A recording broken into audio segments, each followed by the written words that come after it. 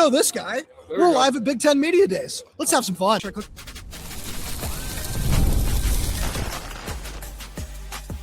You are Locked On Huskies, your daily podcast on the Washington Huskies, part of the Locked On Podcast Network, your team every day.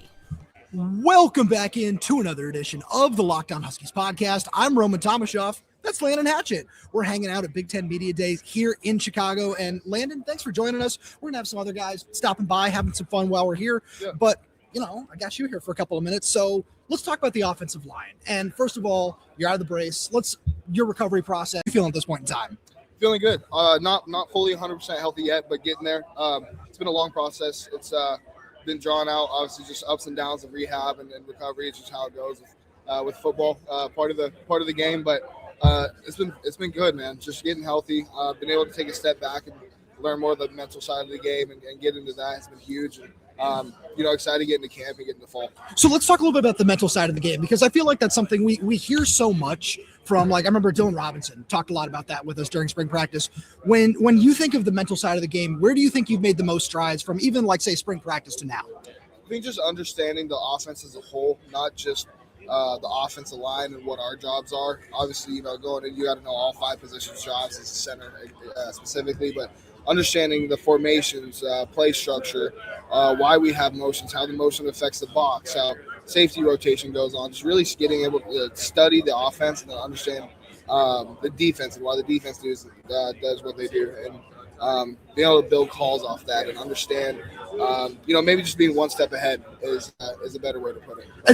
I feel like that's something that we've heard so much about Michael Switzer since he got here. How would you say that he's helped you with just kind of that side of the process? Yeah, he's super smart.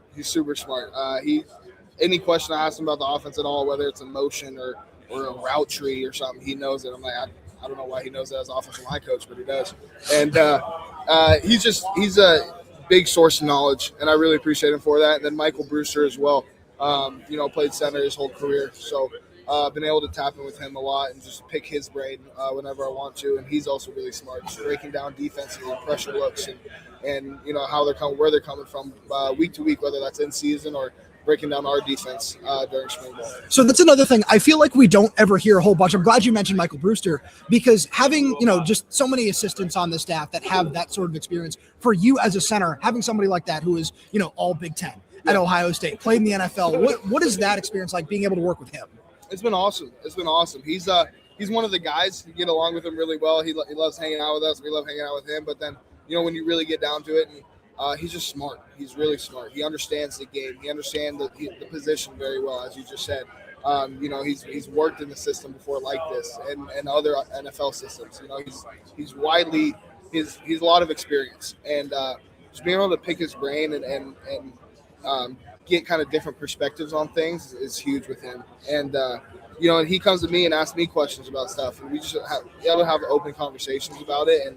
And I think that's where most of the learning comes from. So speaking of learning, let's talk about this 2026 group, because I don't think we can have a conversation about this offensive line without talking about Kodi Greene. So this is something where we heard all the praise from you, from John, from Drew, Michael Switzer in the spring.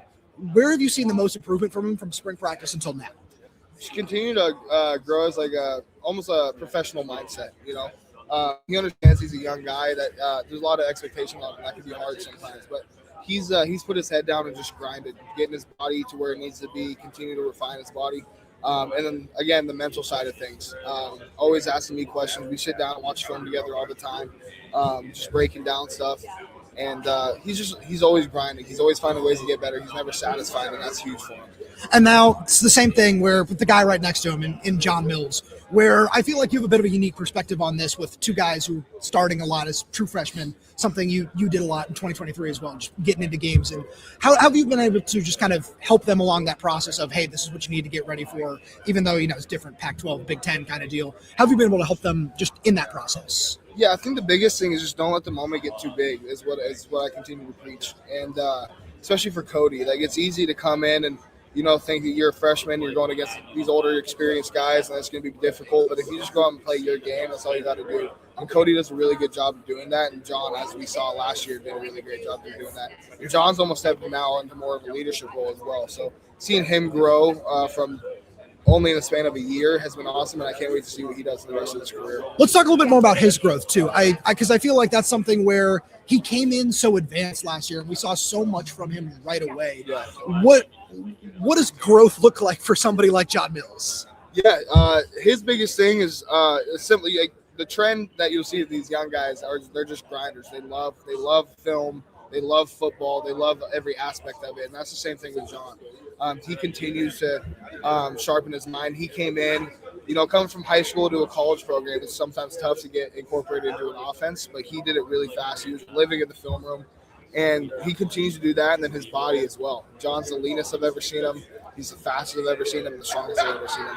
And I think he continues to just get better and better each day, one mentally and then physically with his body, and that'll translate well to the field. So on the other side of you, your brother is obviously going to be somebody there who Husky fans have a lot of experience with at this point. Somebody who I don't think they know as well. We saw him a little bit last season is Champ Talialia. Yeah. What have you seen from him? What have you learned about him just kind of over your first year plus being able to work with him? He's a really big dude. Champ is. But he's super athletic and being really big. I think that's the trend that you'll see across the offensive line that we have this year. Is just a bunch of athletes, and Champ is one of those. He's a smart kid as well. He's still young, has some stuff to learn and grow, but he's getting into the playbook and understands the offense well and continues to push. And I think him and Garen are really good for each other. Just continue to push each other. Obviously, G's an older guy.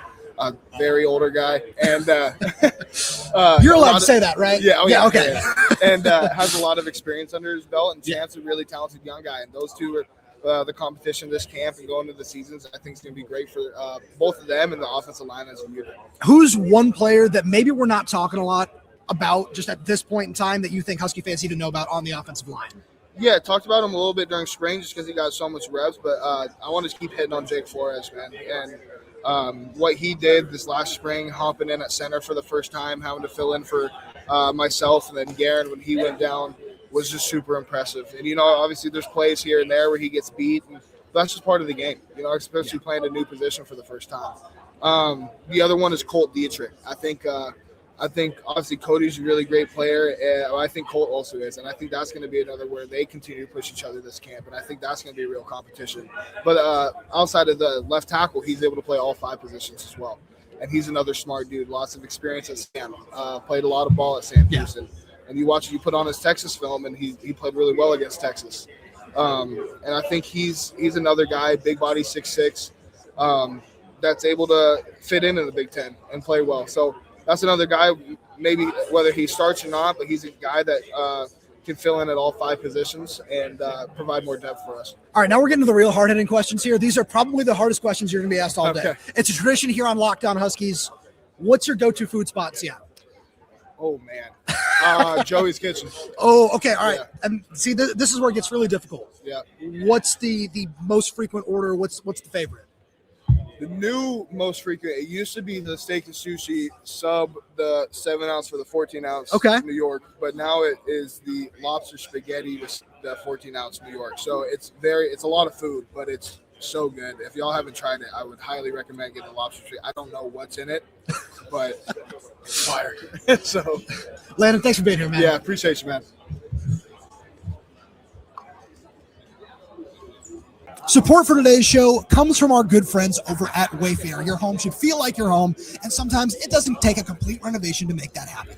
It just takes finding the right piece at the right price. Whether you're refreshing one room or updating your entire space, Wayfair helps make creating a home you love feel more attainable. Wayfair makes it easy to shop for furniture and home essentials across every style and budget, with everything from decor and lighting to storage, seating, rugs, and more. Plus, with Wayfair Verified, product specialists carefully evaluate products for quality, functionality, and ease of assembly, helping shoppers feel more confident before they buy. That's something I really appreciated because I just moved into a new apartment a couple months ago, and I got my whole space refreshed by Wayfair, from a nice new coffee table, entertainment center, couch, everything. You guys have seen my normal studio where I got an awesome bookshelf behind me. Got that from Wayfair as well. If you're ready to upgrade your home for way less, head to wayfair.com right now to shop all things home and get your space ready for way less. That's WAYFAIR.com. Wayfair, every style, every home. And now we're joined by the man himself, Dezmen Williams Jr. Dezmen, thanks for being here, first of all. So we're coming into a very interesting season for you. The off season has come and gone. We're getting ready for fall camp. What would you say you've learned the most just throughout the year of 2026? Yeah, I feel like, you live and you learn. You continue to move on with life, and you continue to build relationships every single day. And I think that your actions speak louder than your words. And going into work every day, understand that you get to do this. You get to go out there and have these teammates, have this family, have this community behind me. I'm just super blessed to be in this position. And, I appreciate you having me on here. Oh, it's great to have you here. So let's talk football. Yeah. Where you've talked a lot about wanting to grow your voice and do more as a leader, where obviously, your first year starting full time last season, you're able to lean on guys like Jonah, Denzel, Carver Willis. Mm-hmm. They're not around anymore. So much more of that has fallen to you. Obviously, Landen, Drew, some of these other guys. But what have you done to improve yourself as a leader and improve that voice off the field? Yeah, I think first it just starts with having your actions speak louder than your words. Like I said, I think that that's step one of becoming a leader is showing that you're a leader and showing to the guys that you're about your work, you're about your business, and then your voice starts to open up. And I feel like throughout spring ball was a great testament for me to continue to grow my voice. And this whole summer, it's just been, I feel like at an elite level as far as a leadership standpoint, really from all the guys, everybody in like our leadership council of 16 guys, everybody is really trying to hold each other accountable as well. So, I'm just super blessed to have everybody in my corner, especially, Coach Fisch and all the guys really just being here for me. Can you take us behind the scenes a little bit of what that looks like, whether it be with the leadership council or you personally, whether it be through, spring practices, summer workouts, winter workouts, where you just kind of have to step up and just find that voice? Yeah, I would compare it to the season. I think that, you go through a lot of adversity, a lot of tough moments during the season, and you really look to your top guys to figure out how y'all going to push through those moments. And I think that a big difference for us this year was treating our workouts and treating our practices, our player run practices, treating them like games, and really understanding, you have adversity. You need your top guys to step up. You need your guys with the biggest voice to step up and say something and hold everybody accountable. And I think we did just that really this entire summer. Whether it be me, Jacob, Lando, really anybody in that room really understands the goal of what we're trying to get to and what it's going to take. What is that goal? Really the national championship. It obviously starts with week one with Washington State at home. Our biggest rival. We got to understand that we got to win that game first, and then continue to just focus on our goal the rest of the season. And so, how do you go about that week by week? Because obviously that's such a big thing, and being in the Big Ten as we sit around here, it's this is a little different than what you committed to at Arizona and everything like that. How do you go about that just from a day by day, week by week basis? Yeah, I think just taking it one day at a time. Just trusting that everything will work itself out. As long as you win that game and that week, you really don't have nothing else to worry about. You just continue to do that every single week. I feel like you run into problems when you start looking ahead. You start looking forward past teams, past situations, and I don't think that's our team this year. I think that we're really honed into what's at hand. What would you say is the biggest difference then between last year's team and this year's? Really just the camaraderie, and I think that just as a whole, I think that the whole team is really as one, and we really all understand what we want to do as a team and what it's going to take. And, we hold each other accountable every single day. We got accountability groups. We got things like that where, it's guys split up where you got to figure out how to, get people on your side, figure out how to get people to do the right things. What is an accountability group? Let's talk a little bit about that. It's basically just like making sure it's like all the leadership council is split up into groups about like 7 to 8 people. And then it's really up to you to make sure all you guys doing the right things, as well as holding the whole team accountable. Obviously, we have team runs and things like that where, the whole team comes together. But obviously, like the lift groups and stuff, you'll have people on your team in there. So it's really up to you to just hold those guys accountable yourself. So when we look at the season, the wide receiver core around you is going to be very, very different than it was last year. But let's start with some guys that you're familiar with. Dezmen, Roebuck, Rashid Williams. What kind of roles are you expecting them to step up and play around you this season? Yeah, I think elite roles. Obviously, y'all know Dez. He's super quarterback friendly. He's an elite playmaker. He understands zone. He understands, how to fill out coverages. And, I think some people know about Rashid, just the competitor that he is. He goes into everything 110%. And I think that's his best quality is just, how competitive he is, how much juice he brings to the offense. And then obviously like guys like Christian Moss, Chris Lawson, guys that people probably haven't heard of necessarily, but I think those guys are going to take massive steps forward. So Chris Lawson is someone I was really hoping to get a chance to talk to you about because this is somebody who I really love what we saw from last year in spring ball. It seemed like you two were very comfortable and just on the same page. We just unfortunately didn't get to see a whole bunch of him over the course of the year because of injuries, different things like that. What you're talking about him stepping up, playing one of those elite roles. What does that look like? And then just give Husky fans a scouting report on Chris Lawson. Excuse me. Yeah, I would say just a super competitor and a guy with crazy speed, crazy agility. can do some crazy things with the ball in his hands. So, that's one of those guys you get in his hands. You just let him go do it, let him go do his thing. So, just going to the fall camp, I talk to him all the time, just telling him, keep your head in it, make sure, grind every day. Every day is going to be hard. Obviously, he understands that. And dealing with injury stuff last year, make sure your body's right. Yeah. And then Christian Moss is somebody who obviously Coach Fisch, the staff brought in with high expectations. We just don't get to see a whole lot of him during spring ball. What can you tell me about him? Yeah, I think he's just a big body X receiver, true X receiver. Go up and get it. Has really good football knowledge. Kind of understands coverages a lot, very well. Understands how to beat press.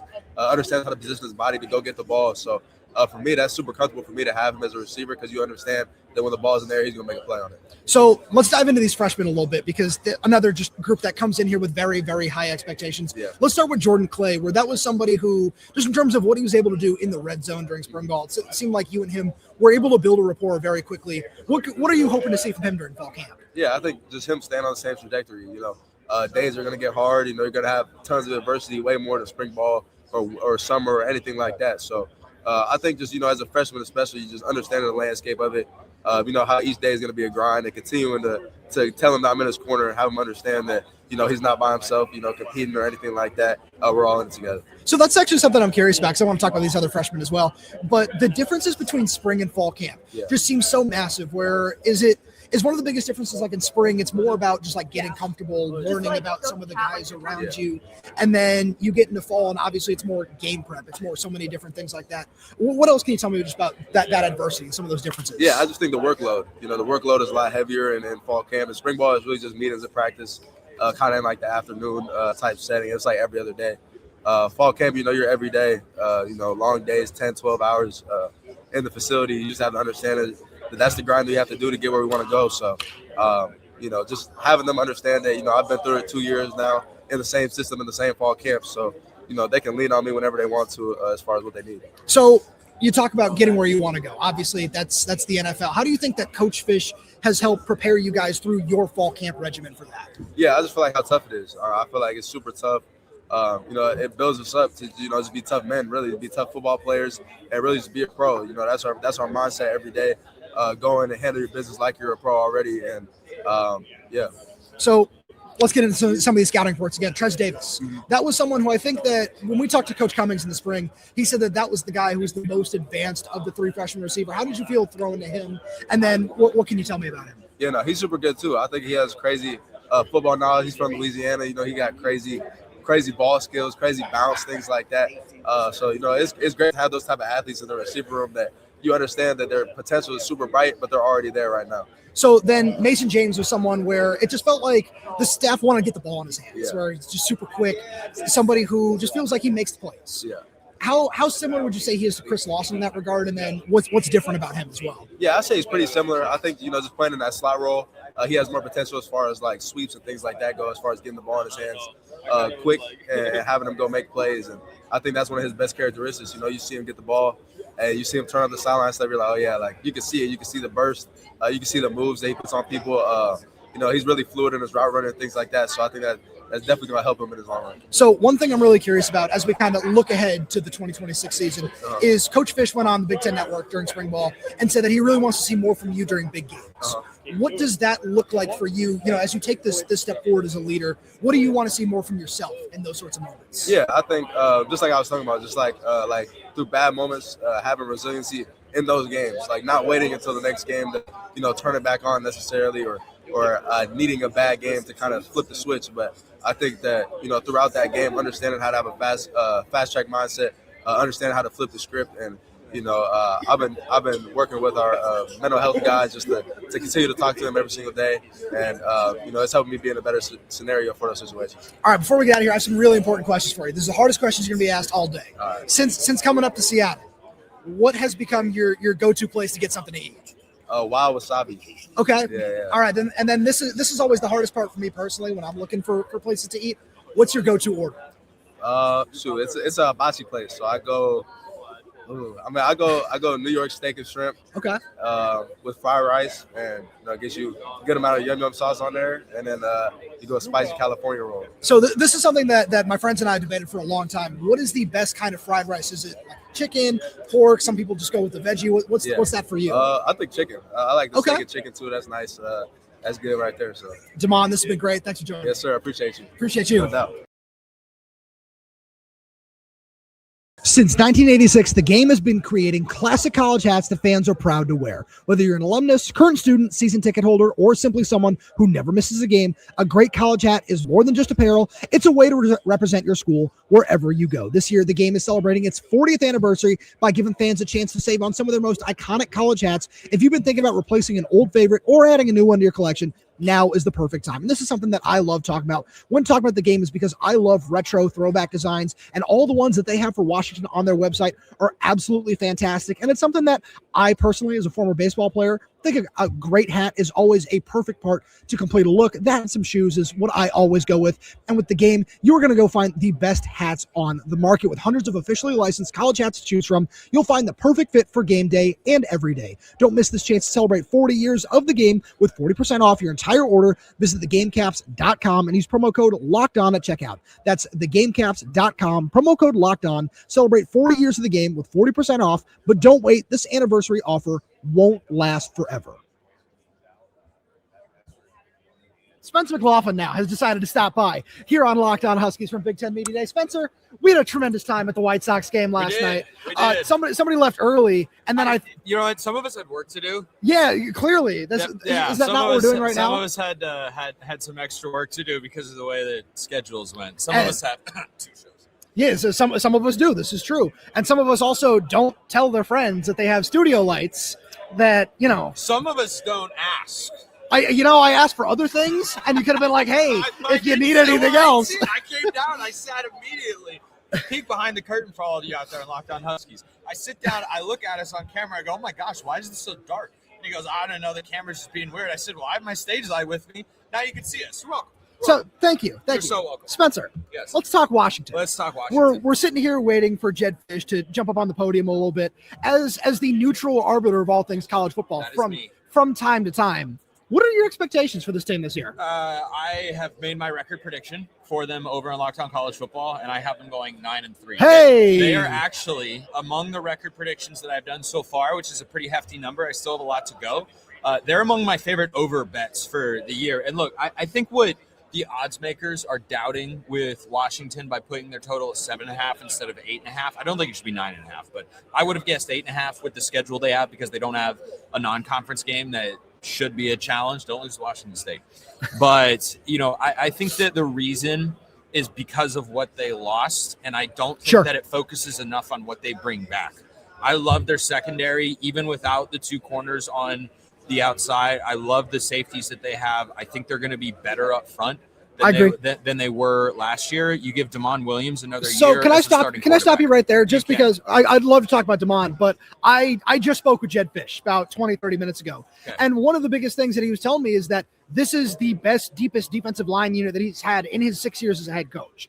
And I think that's something that really is worth noting because, there's a lot of inexperience on this front where you're expecting big contributions from true freshmen like Derek Coleman-Bruce, T.I. Umukais, Ramzak Fro, and J.D. Hill on the edge. But you're bringing in these guys in Darren Conley, Deshaun Watts, Kai McLennan from the transfer portal, Logan George as well, combined with what you have bringing back. And it makes me feel very confident in what this group is going to be. I don't know if we're necessarily going to see it be, top 5 line in the conference. But I think in terms of what it was last year to where it is right now, and this is something I've said several times here on Locked On Huskies, is it's weird to say that with losing 2 guys in the NFL draft last year, that this is a more talented and deeper unit up front. But that's something that obviously is the vibe around the program as well. I think that's what the transfer portal provides. And look, high school recruiting matters as well because there are guys out there even up front. I think especially on the defensive line that can make an impact. I know you expect Kodi Greene to start at left tackle. That would actually be one of my bigger questions along Washington's offensive line because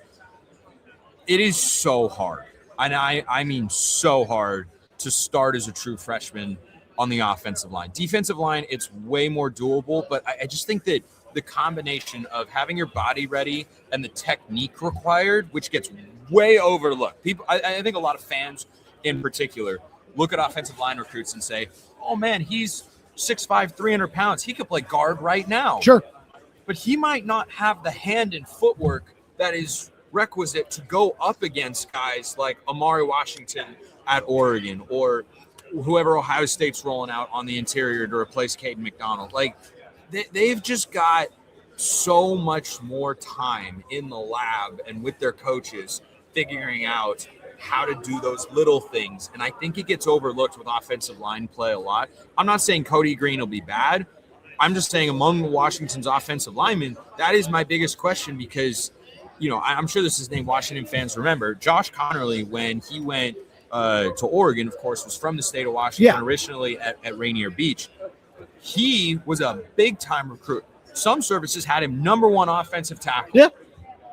He did not start as a true freshman because he wasn't good enough. And then even as a sophomore, he was good but not great. And then by his third year, he was great. So, and this is the thing with Kodi Greene, where being able to be at every spring practice was a huge benefit for me personally, where it's one of those things that you don't necessarily believe it. And I understand why it's a big question from a national perspective, right? Until you see it, where this dude at 6'6", 320 pounds, if you didn't know that number 76 was a true freshman, you would never have guessed it. And it's because of those things that you're talking about, Spencer, the technique, the hand usage, where when we talked to Landen Hatchett was one of our guests on this very show. I know you weren't paying attention to what was going on over here. No, I saw clearly. It. Dude, he's got great locks. He does. He's got tremendous hair. Great locks. But one of the things that he was talking about during spring practice, as well as offensive line coach Michael Switzer, Jedd Fisch, is that Kodi is not your typical true freshman along the offensive line because of that technique, the high-end athleticism that he has, where I remember he was telling us a story, Michael Switzer was ahead of spring practice, where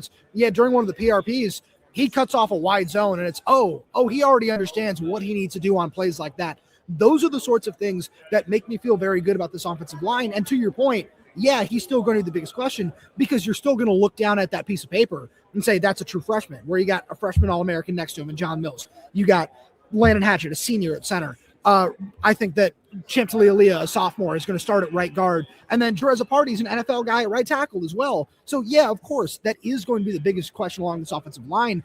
But just in terms of what I have seen with my own two eyes and what the general buzz is around the program, around this guy, it makes me feel very confident in what Washington is putting out there in front of Damon Williams. Yeah, and I think that him being at left tackle to me magnifies the importance of answering that question. Yes. That he's ready to go. If it were right guard, that might not matter as much. Sure. Because you can protect a guard so much easier than you can protect a tackle, particularly a left tackle. But yeah, I'm not trying to tell you that you're wrong or crazy or that Kodi Greene won't start and be good. We have to educate you here on Locked On Huskies today. That's why I sat you down here. I haven't been in Washington's practice so far. But going back to your big picture question about what I expect from Washington this year, it's really easy to look at what a coach did at his previous stop and say, well, look at how he built. It was slow, methodical. He's going to do that at his next stop.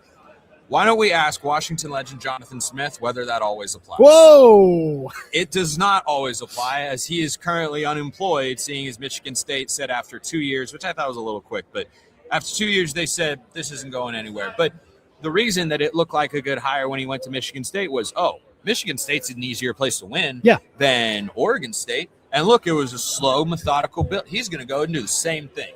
Well, that doesn't just happen. Right. In 2 years, he didn't get the offensive line right, which is a huge part. He doesn't have a passing-centric offense where he gets the ball out of his quarterback's hands quickly. Like he was good at Oregon State because he developed NFL offensive linemen. And look, I don't think he was given the proper time to do that at Michigan State, but the progress just wasn't there. Yeah. Why am I talking about Jonathan Smith? Because with Jedd Fisch, I think it's really easy for folks outside the program to look and say, well, look what he did at Arizona, right? He won 1 game, then he won 5 games, then he won 10 games. That's what he's going to do at Washington. We know that he's capable of doing that as a coach. The question is whether he's going through the offseason correctly and building himself to get in that position. And the reason I'm confident in Washington this year is because I believe he's done that. Yes, I like what he's done in the portal, but I like what he's done with the roster. And I think the development of guys over the last couple of years, like Dezmen, from being, a spot quarterback player to the full-time starter last year, bringing him back. Obviously, that's a huge storyline there. But I think a lot of people, way away from the program, look at Washington's offseason and go, oh, well, they lost a couple NFL corners. Okay, fair. That's a valid question to ask. They have a true freshman attack. Okay, that's a valid question. But I think one of the biggest things they talk about is, well, they don't have Jonah Coleman anymore. And then Adam Muhammad went down to Cal. And I'm like, I love that pickup for Cal. He's a very good talented running back. There are very few teams, and Jedd Fisch's offense is not one of them. There are very few teams that I would look at the running back position and say, you lost this guy, so you're not going to have an offense. Right. No, I completely agree. Most of the time, a running back gets elevated by the system he is in, and then him being supremely talented and capable elevates that spot. But yes. The teams that I look at and say you have to have a great running back. Michigan's got to have a good one. Savion Hyder, 5-star recruit. The guy they had last year, Justice Haynes, goes down to Georgia Tech, and I think that's a really good fit. But like there are only a handful of spots, and Jedd Fisch again is not one of them, right? I don't think Oregon is one of them. I don't think Indiana is one of them. Like, you want to have good players at every position without question. But I don't look at what Jedd Fisch did at Arizona and say his offense was defined by the running back position. His offense is defined by balance, and to me, the order of importance on the offensive side for position groups, offensive line first, quarterback second, probably receiver fourth, honestly. I would say I put receiver third. Yeah, that's what I meant. Receiver third and running back fourth, tight end fifth. Yeah. Like, that's the way that I structured just off the top of my head. And offensive line we just talked about. I feel good there. Quarterback, I know they're good there. Question, but another year of development. Damon Williams should be better, especially in those big games. And then he just talked about that on the show. Don't you worry. Yeah, and then the wide receiver room is one that, again, I think a lot of people say, lost Denzel Boston, no good. I'm like, did you watch Dezmen Roebuck last year? Yeah. Like, yeah, they're different. They're different receivers without question. They got to have a bigger body guy. And remind me of the guy's name. Christian Moss. Yeah. No, not him. Are you talking about Jordan Clay, true freshman? No, who's the transfer they brought in that had the long touchdown in the spring game? In this year's spring game? Yeah. Rashid Williams wasn't a transfer. Okay, you're talking about Rashid Williams. Yes. That's the guy that I was talking about. Like, I think that's a good enough option. But I look at Dezmen Roebuck, and he kind of feels like the modern NFL wide receiver in a way. In that, what's the big thing with NFL receivers right now? What are all the best guys doing? They're possession receivers. Puka Nacua, Jackson Smith and Jigba, Amon-Ra St.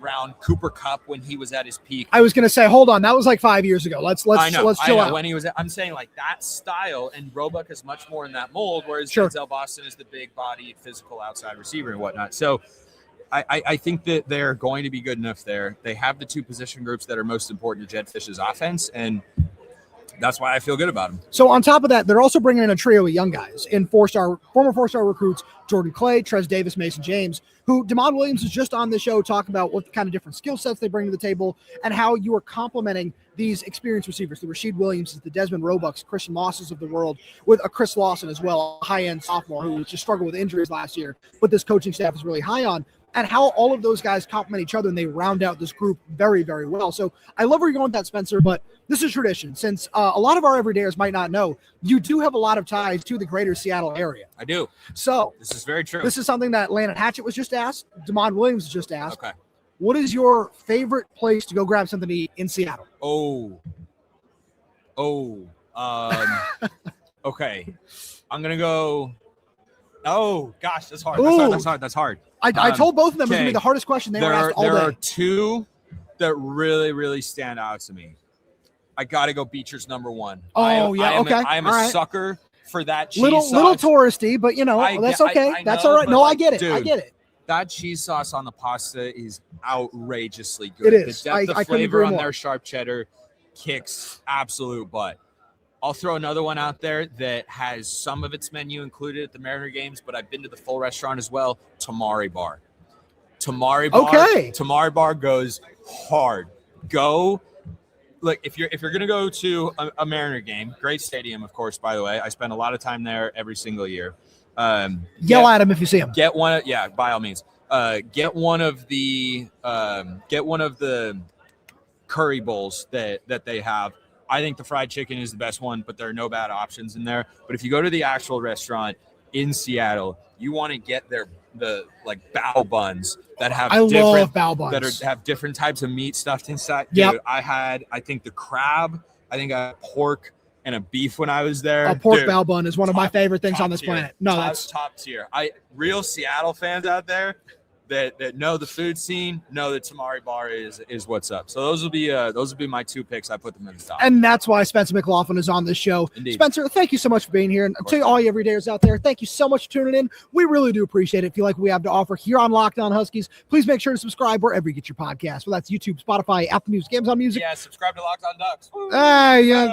Locked On Ducks, Locked On College Football, whatever else. We're there. We're everywhere. We're updating the channel with new content every single day. And please make sure you leave us a 5-star review on the audio side as well. Thank you so much for tuning in, and we'll talk to you on Tuesday.